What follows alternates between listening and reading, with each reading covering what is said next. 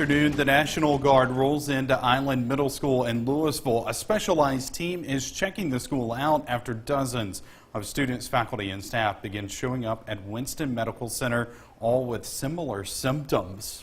Good evening, everyone. Thank you for joining us. Our Jory Talley spent the day in Louisville as school leaders and other agencies tried to isolate a cause. She's joining us now in the studio with the very latest. Jory.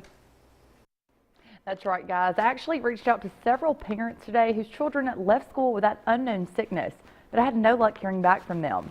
And as y'all said earlier, over a dozen of students have been treated for similar symptoms after being exposed to something investigators are still trying to figure out. It all started here in the 8th grade hall at Eiland Middle School. Several students, similar symptoms. But why? We have had an exposure situation here where we've had several students, teachers, and even first responders exposed to some undetermined chemical at this time. We have suspicions that it's going to be secondary to vaping products, but as of right now, we do not have confirmation. Whatever the mysterious substance may be, it's sending dozens to Winston Medical Center. Over the last 2 days, it looks like we've seen close to 50.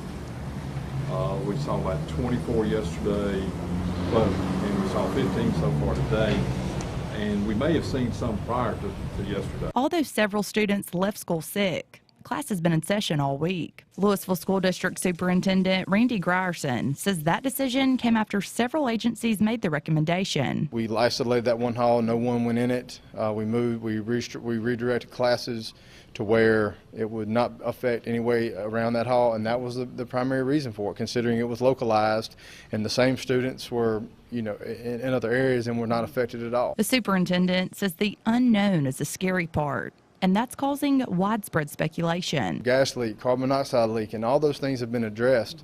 And I want to listen to every parent that calls. I mean, I've had probably 100 phone calls this morning, and all I can promise them is that we're doing everything in our power to get this, to find out what the catalyst of this is, to make sure our kids have a safe place to come to school. Grierson says a couple of students who have shown symptoms admitted to taking some kind of vaping substance. However, the district is still taking every safety measure, including bringing in extra resources. Mississippi Emergency Management Agency is involved as well.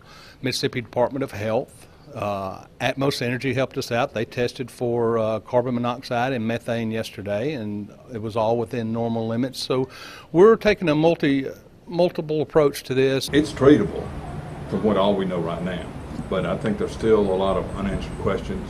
I don't know for sure. I know we've sent lab samples down to UMNC to get some definitive answers on what was in the substance. So until we know that, there can't be any long-term or definitive answer about what's going on.